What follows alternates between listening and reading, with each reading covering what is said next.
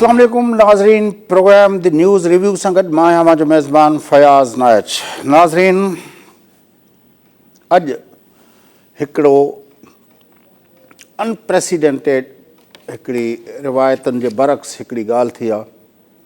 आम तौर ते रिवायतुनि मुताबिक़ इहा ॻाल्हि पाकिस्तान में थींदी न आहे, पर अॼु थी आहे।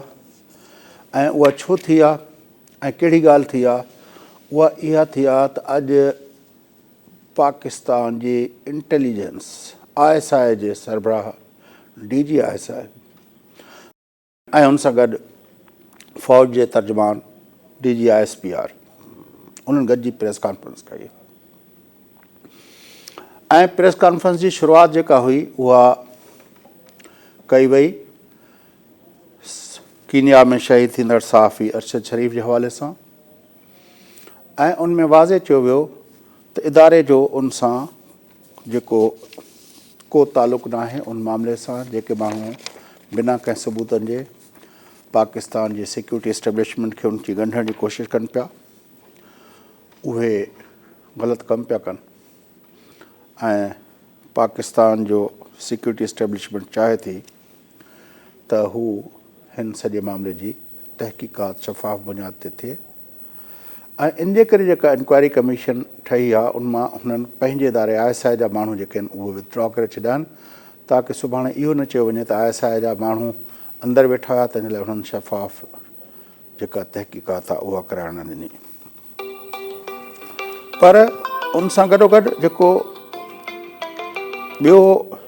वॾो मसइलो थियो उहो इहो थियो त पाकिस्तान जे पहिरियों दफ़ो DG ISI जेको आहे ईअं अची ब्रीफिंग ॾिनी आहे हिकिड़े मसइले ते। ऐं उन जेकी ॻाल्हियूं कयूं आहिनि बिल्कुलु हिकिड़ियूं चिटियूं ॻाल्हियूं कयूं आहिनि, खुलियूं ॻाल्हियूं कयूं आहिनि। ऐं जीअं चइजे त इमरान ख़ान खे बाउंसर जे मथां बाउंसर हया आहिनि। ऐं उन्हनि बाउंसर्स में हुनजो हिकिड़ो बाउंसर इहो बि हुयो त राति जो मुलाक़ातूं कयो था ऐं ॾींहं जो गद्दार जा लक़ब विरहायो था पिया। ऐं हुन हिकिड़ी इंकिशाफ़ कयो हुन पंहिंजी ॻाल्हि में त मार्च जे महीने में, गुज़िरियल साल मार्च जे महीने में, ऐं टाइम नोट कयो, ऐं बल्कि उन टाइम जे बारे में DG ISI साहब पाण बि हिकिड़े सवाल जे जवाब में ॻाल्हाईंदे बिल्कुलु वाज़े चयो त मार्च जे महीने में army chief general Qamar Javed Bajwa साहब खे ग़ैर मुयना मुद्दत ताईं एक्सटेंशन ॾियण जी ऑफर कई वई। सवाल कयो वियो त कंहिं पारां कई वई? हुन चयो त जेको उन वक़्तु इहो कमु करे पियो सघे उनजे पारां कई वई। ऐं छो कई वई उनजो बि हुन जवाबु ॾेई छॾियो, छाकाणि त उन वक़्तु जेको आहे नो कॉन्फिडेंस मूव मैच्योर थी चुकी हुई। अचो त तव्हांखे DG ISI जी इहा गुफ़्तगू ॿुधायूं था ऐं उनमें तव्हां ॾिसो त छा आहे, छा ॻाल्हियूं कयूं वियूं। मार्च के महीने में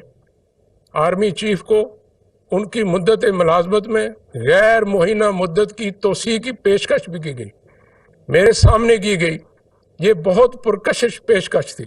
लेकिन उन्होंने इसको भी ठुकरा दिया, इसलिए कि उन्होंने जो बुनियादी फैसला किया था कि इदारे को मुतनाज़ा रोल से हटा के आइनी रोल पे लाना है। अजीब बात है, आप समझते हैं सुप्पा सलार गद्दार है, लेकिन आप उन्हें कह रहे हैं कि पूरी ज़िंदगी के लिए अगर आपने इस मुलाजमत में रहना तो रहें। और अगर वो वाकई आपके नज़र में गद्दार है, आपकी सोच में गद्दार है, तो फिर आज भी उनसे पसे पर्दा क्यों मिलते हैं? जनरल बाजवा साहब चाहते तो अपने आखिरी 6-7 महीने बहुत सहूलत से गुजार सकते थे। वो ये फैसला न करते, अपनी ज़ात को मुकद्दम रखते, आराम से नवंबर में अगले महीने रिटायर होकर चले जाते। ना किसी ने तनकीद करनी थी, ना इतनी गलाजत बोलनी थी। लेकिन उन्होंने फैसला मुल्क के हक में किया, वो फैसला किया जो इदारे के हक में है। इसमें दो राय नहीं है कि आप किसी को मीर जाफ़र कहें, मीर सादक कहें, आपके पास कोई शवाहिद ना हो तो ज़ाहिरी बात है इसकी जितनी भी मजम्मत की जाए ये कम है। लेकिन आपको ये पता होना चाहिए कि ये नज़रिया बनाया क्यों गया। ये मीर जाफ़र कहना, मीर सादक कहना, गद्दार कहना, न्यूट्रल कहना, जानवर कहना इसलिए नहीं है कि मेरे इदारे ने, मेरी एजेंसी ने आर्मी चीफ ने गद्दारी की है, ये इसलिए भी नहीं है कि उन्होंने कोई गैर आइनी गैर कानूनी काम किया है, ये इसलिए है कि उन्होंने उनके अदारे ने गैर आइनी गैर कानूनी काम करने से इनकार कर दिया। जी नाज़रीन, DGISI साहब जी जेका गुफ्तगू हुई काफ़ी दिलचस्प हुई। उनमें हुन जेका हिकिड़ी ॿी ॻाल्हि कई त अदम इस्तेकाम छो थो अचे, उहा ॻाल्हि एग्ज़ैक्ट उहा ई ॻाल्हि कई पए जेका कुझु ॾींहं पहिरें बिलावल भुट्टो ज़रदारी साहब जेका आसमा जहांगीर जी कॉन्फ्रेंस थी हुई, उनमें बिलावल भुट्टो ज़रदारी साहब हिकिड़ी ॻाल्हि चई हुई त पाकिस्तान में हाणे असांखे वज़ीर आज़म लाहिण या वज़ीर आज़म खे चूंडण जे लाइ पार्लियामेंट खां सवाइ ॿिए कंहिं बि दर ॾे न ॾिसणु घुरिजे, असांखे अदालतुनि जो दरवाज़ो बि न खटखटाइणु घुरिजे, असांखे गेट नंबर 4 ॾे बि न ॾिसणु घुरिजे, जेको पाकिस्तान जे पार्लियामानी जमहूरियत लाइ जो मंबो आहे असांजे पार्लियामेंट, उन्ही जे ज़रिए ई असांखे फ़ैसिला करणु घुरिजनि। DGISI साहब उहा साॻी ॻाल्हि ॿिए तरह सां अॼु कई त अदम इस्तेकाम इन जे लाइ पैदा थिए थो जॾहिं चोर दरवाज़े खां को अचण जी ॻाल्हि सोचे थो ऐं पोइ उहो जेको आहे गैर आइनी तरीक़े सां गैर जमहूरी तरीक़े सां अचण जी ख़्वाहिश रखे थो, पंहिंजे ख़्वाहिशनि जी तकमील लाइ उहे हथगंडा इस्तेमालु करे थो पियो, तॾहिं इहो थिए थो पियो। हुनजो बिल्कुलु वाज़े चवणु हुयो त पाकिस्तान जी फ़ौज जे मथां इमरान ख़ान जी जेका कावड़ आहे उहा इन जे करे आहे छाकाणि त हू हाणे इमरान ख़ान जे ख़्वाहिशनि जी तकमील लाइ को बि गैर आइनी को बि गैर क़ानूनी क़दम खणण लाइ तयारु न आहिनि। अचो तव्हांखे DGISI साहब जी इहा क्लिप ॿुधायो। पिछले साल एस्टेब्लिशमेंट ने यह फैसला किया कि हमने अपने आप को अपने आइनी किरदार पे महदूद रखना है। ये फर्द वाहिद का फैसला नहीं था, सिर्फ आर्मी चीफ का फैसला नहीं था, इस पे अदारे के अंदर इसकी क़यादत में बहुत बहस हुई और हम इस नतीजे पे पहुंचे कि मुल्क का मफाद इसी में है, अदारे का मफाद इसी में है कि हम अपने आप को आइनी किरदार पे महदूद कर लें, सियासत से बाहर निकल जाए। पिछले साल से और बिलखुसूस इस साल मार्च में हम पे बहुत प्रेशर आया और मुख्तलिफ तरीके से प्रेशर डाला गया, लेकिन अदारे ने और आर्मी चीफ ने यह फैसला किया कि हमने जो बुनियादी फैसला किया हुआ है कि अपने आप को आइनी किरदार पे महदूद रखना है, हम उससे नहीं हटेंगे। आज मैं अपनी ज़ात के लिए नहीं आया आपके पास, बल्कि अपने अदारे के लिए आया हूँ, जिसके जवान जिसके ऑफिसर सुबह शाम इस वतन की हिफाजत में अपनी जानों के नजराने पेश कर रहे हैं। और खुसूसी तौर पे मैं अपनी एजेंसी के लिए आया हूँ, जिसके ऑफिसर्स और एजेंट्स पूरी दुनिया में पाकिस्तान के अंदर इस मुल्क की पहली दिफाई लाइन, जब उनको छूट की बुनियाद पर बिला जवाज तनकीद का तहज़ीक का निशाना बनाया जाए, तो बहसीत इस एजेंसी के इस अदारे के सरबराह के मैं खामोश नहीं रह सकता। कौम ने मेरे मनसब में मुझ पे ये बोझ डाला है कि मैं इन राज़ों को जो मेरे पास हैं, इन अमानतों को अपने सीने में लेके कब्र में चला जाऊँ, लेकिन जहाँ ज़रूरत समझी मैं वो राज आपके सामने ज़रूर रखूँगा ताकि मैं अपने अदारे का, अपने जवानों का, अपने शोधा का दफ़ा कर सकूँ। जी नाज़रीन, ही त ISI सरबराह जी गुफ्तगू हुई जेका तव्हां ॿुधी, पर उन सां गॾोगॾु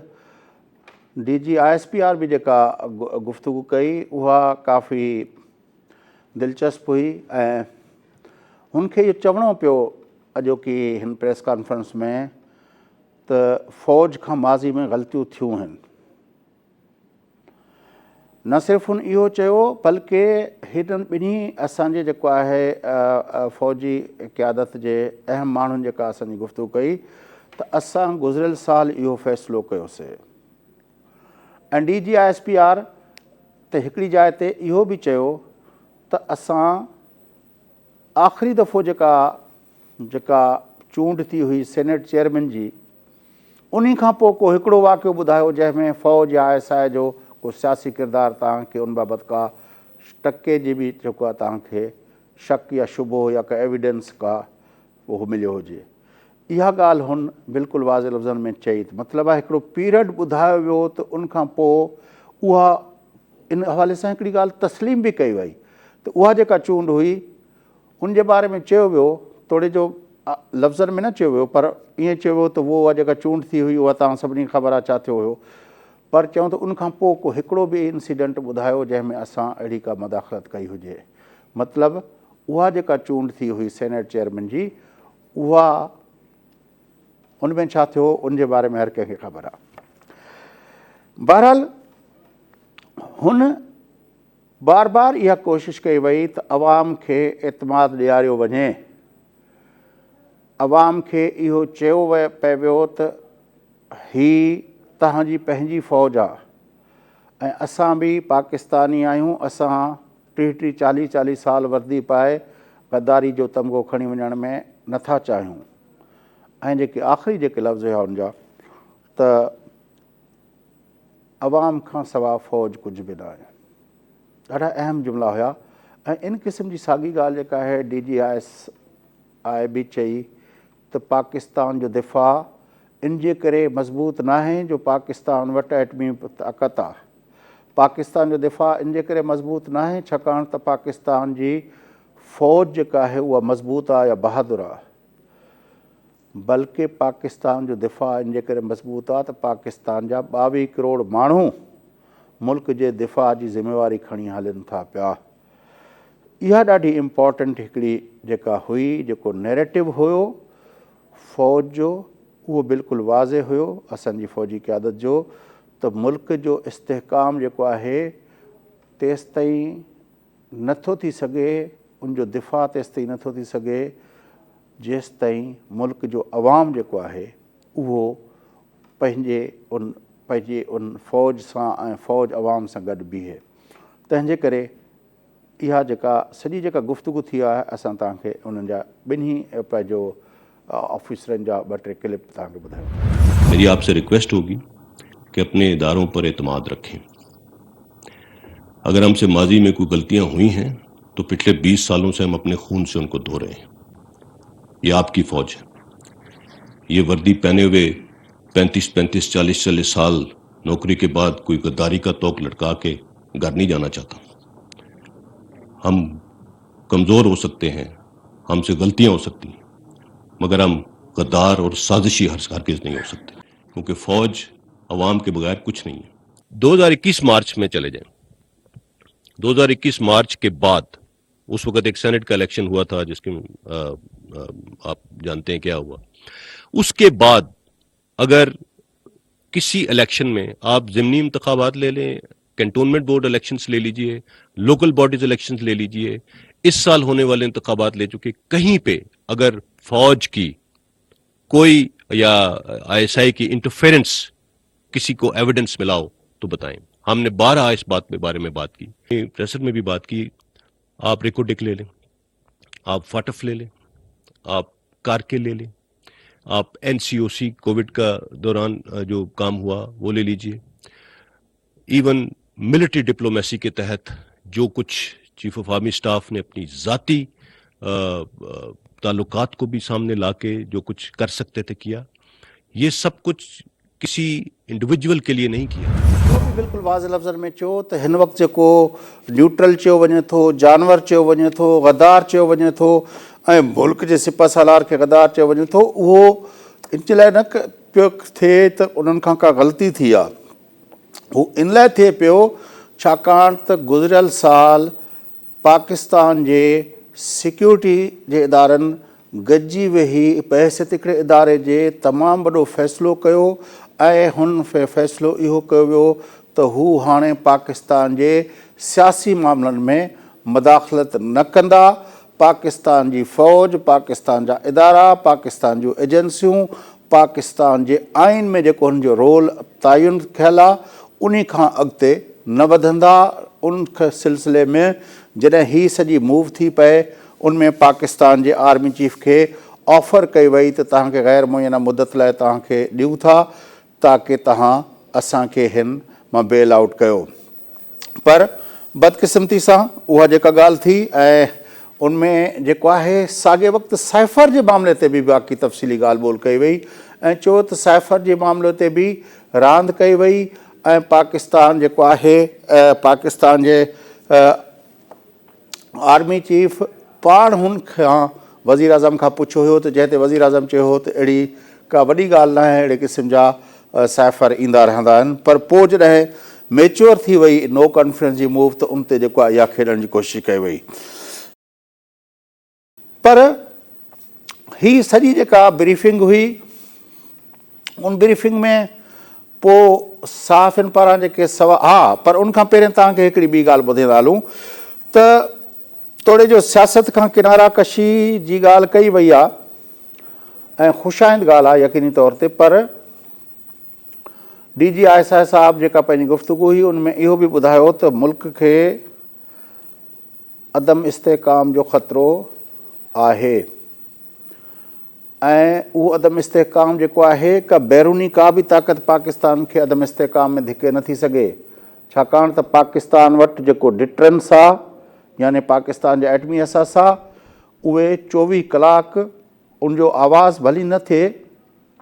पर उहे 24 कलाक फंक्शनल आहिनि। तंहिं करे पाकिस्तान खे ॿाहिरियां खां न, पाकिस्तान खे अदम इस्तेहकाम जो ख़तरो इन जे करे आहे छाकाणि त पाकिस्तान जे अंदरि सियासतदान हिक ॿिए जे ख़िलाफ़ु जेका ज़बान ॻाल्हाइनि था उन जे करे अदम इस्तेहकाम आहे। पाकिस्तान जे अंदरि पोलराइज़ेशन जी सियासत थिए थी, नफ़रत जी सियासत थिए थी, डिविज़न जी सियासत थिए थी भई, उन जे करे नुक़सानु थिए थो पियो। ऐं पोइ उन काफ़ी हवाला ॾिना जंहिंमें हुन 71 वारे साने जो बि ज़िक्र कयो त कीअं असांजो मुल्क जेको आहे उहो डिवाइडेड पॉलिटिक्स जे बुनियाद ते उहो अलॻि थी वियो। हालांकि इहो हिकिड़ो ॿियो डिबेट आहे त उन वक़्तु जेकॾहिं मिलिट्री रूलर्स न हुजनि हा, मुसलसल 12 साल जनरल अयूब जो ऐं उनखां पोइ याहिया जो जेकॾहिं इहो न हुजे हा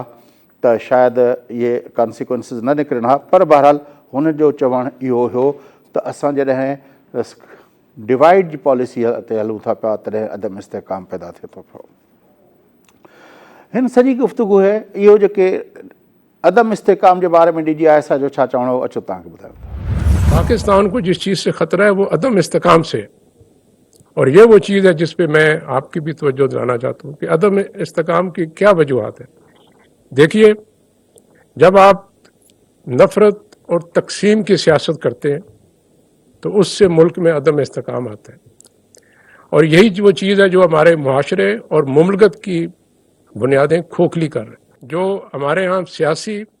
और माशरती अदम बर्दाश्त है, जो गाली गलूज आप खुद देखते हैं सोशल मीडिया पे बड़े बड़े मुअज़्ज़ज़ काबिल एहतराम काबिल तहसीन लोग जो ज़बान इस्तेमाल करते हैं, इससे अदम इस्तेहकाम आता है। हमें चाहिए कि हम आइनी और कानूनी रास्ते इख्तियार करें अपनी ख्वाहिशात की तकमील में। जब हम चोर दरवाजे गैर आइनी गैर कानूनी तरीके इस्तेमाल करते हैं तो मुल्क में इंतशार आता है। ISI ने इदारे ने यह फैसला कर लिया है, ये सिर्फ वो काम करेगा जो कौमी उमंगों का मज़र है और उस अंदाज में करेगा जो आइन में लिखा है, इससे बाहर नहीं जाएगा।